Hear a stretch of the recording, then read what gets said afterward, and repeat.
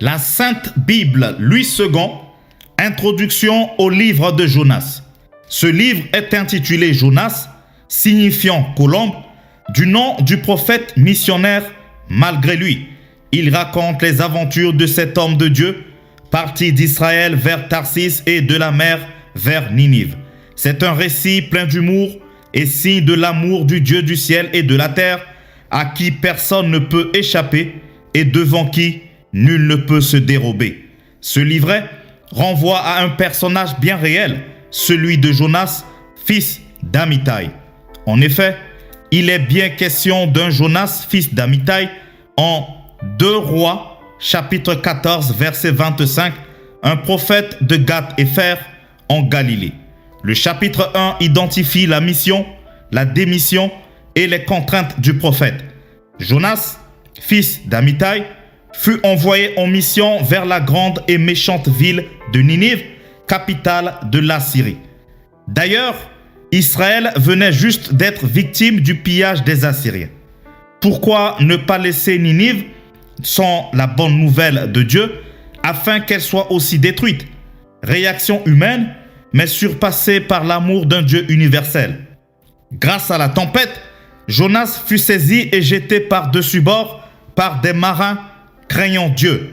Le chapitre 2 concerne la prière fervente du prophète. Jonas fut aussitôt avalé par un grand poisson sur l'ordre de Dieu. Au lieu d'essayer de fuir Dieu, le prophète le pria. L'Éternel exauça sa prière et ordonna au poisson de le vomir à terre. Le chapitre 3 traite de la mission accomplie sans conviction. Jonas connaissait la miséricorde de son Dieu qui est prêt à pardonner. Que faire? Proclamer la destruction de Ninive au lieu d'inviter sa population à la repentance? Encore 40 jours et Ninive est détruite. Voilà le message radical qui produit l'effet inattendu par le prophète. Tous les Ninivites se repentirent, des hommes jusqu'aux animaux, du roi jusqu'aux plus petits sujets.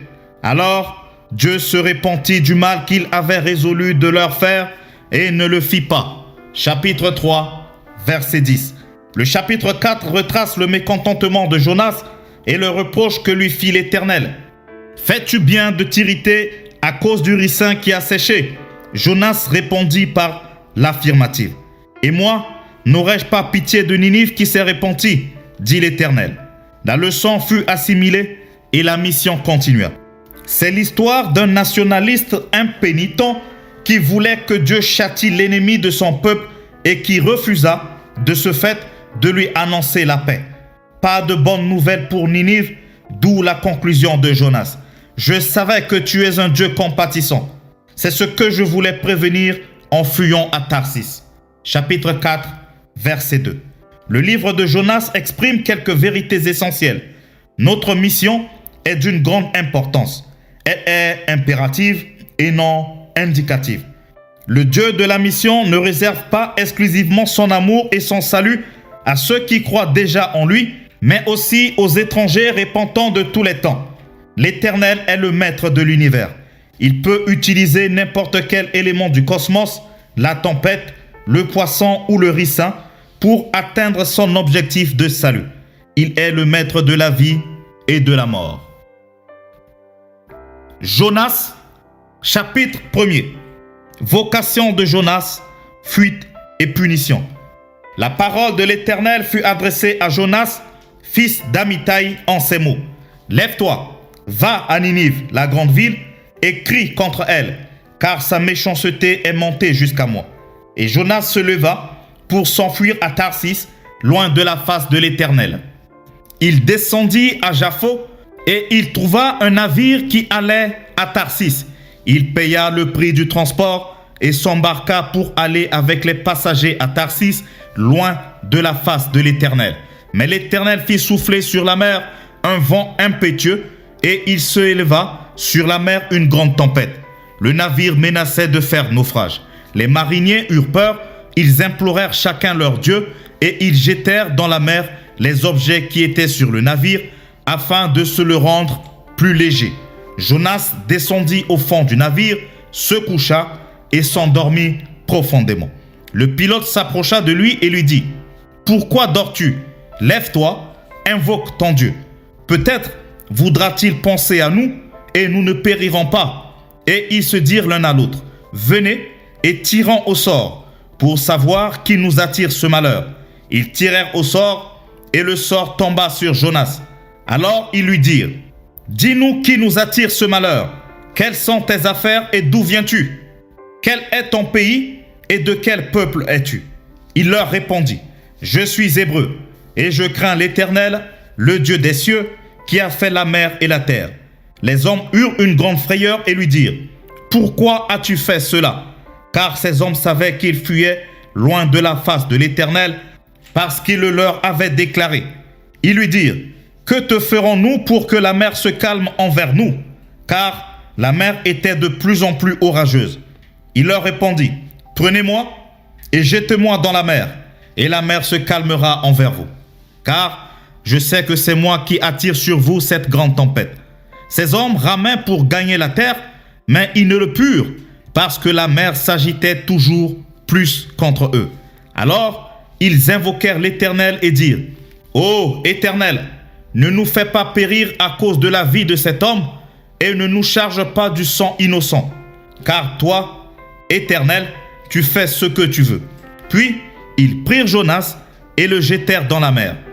Et la fureur de la mer s'apaisa. Ces hommes furent saisis d'une grande crainte de l'Éternel, et ils offrirent un sacrifice à l'Éternel et firent des vœux. Jonas, chapitre 2. Jonas dans le ventre d'un grand poisson. Prière et délivrance. L'Éternel fit venir un grand poisson pour engloutir Jonas, et Jonas fut dans le ventre du poisson 3 jours et 3 nuits. Jonas, dans le ventre du poisson, pria l'Éternel son Dieu. Il dit, dans ma détresse, j'ai invoqué l'Éternel et il m'a exaucé. Du sein du séjour des morts, j'ai crié et tu as entendu ma voix. Tu m'as jeté dans l'abîme, dans le cœur de la mer, et les courants d'eau m'ont environné. Toutes tes vagues et tous tes flots ont passé sur moi. Je disais, je suis chassé loin de ton regard, mais je verrai encore ton saint temple. Les eaux m'ont couvert jusqu'à m'ôter la vie, l'abîme m'a enveloppé, les roseaux ont entouré ma tête. Je suis descendu jusqu'aux racines des montagnes, les barres de la terre m'enfermaient pour toujours. Mais tu m'as fait remonter vivant de la fosse. Éternel mon Dieu, quand mon âme était abattue au-dedans de moi, je me suis souvenu de l'Éternel et ma prière est parvenue jusqu'à toi dans ton saint temple. Ceux qui s'attachent à de vaines idoles, éloigne d'eux la miséricorde. Pour moi, je t'offrirai des sacrifices avec un cri d'action de grâce. J'accomplirai les vœux que j'ai faits. Le salut vient de l'Éternel. L'Éternel parla au poisson et le poisson vomit Jonas sur la terre. Jonas, chapitre 3. Prédication de Jonas à Ninive, repentance des Ninivites. La parole de l'Éternel fut adressée à Jonas une seconde fois en ces mots. Lève-toi, va à Ninive, la grande ville, et proclame-y la publication que je t'ordonne. Et Jonas se leva et alla à Ninive selon la parole de l'Éternel. Or, Ninive était une très grande ville de 3 jours de marche. Jonas fit d'abord dans la ville une journée de marche. Il criait et disait, « Encore 40 jours, et Ninive est détruite. » Les gens de Ninive crurent à Dieu, ils publièrent un jeûne et se revêtirent de sacs, depuis les plus grands jusqu'aux plus petits. La chose parvint au roi de Ninive. Il se leva de son trône, ôta son manteau, se couvrit d'un sac et s'assit sur la cendre. Et il fit faire dans Ninive cette publication par ordre du roi et de ses grands, que les hommes et les bêtes, les bœufs et les brebis ne goûtent de rien, ne pèsent point et ne boivent point d'eau. Que les hommes et les bêtes soient couverts de sacs, qu'ils crient à Dieu avec force et qu'ils reviennent tous de leur mauvaise voie et des actes de violence dont leurs mains sont coupables. Qui sait si Dieu ne reviendra pas et ne se repentira pas et s'il ne renoncera pas à son ardente colère en sorte que nous ne périssions point. Dieu vit qu'ils agissaient ainsi et qu'ils revenaient de leur mauvaise voie. Alors Dieu se repentit du mal qu'il avait résolu de leur faire et ne le fit pas.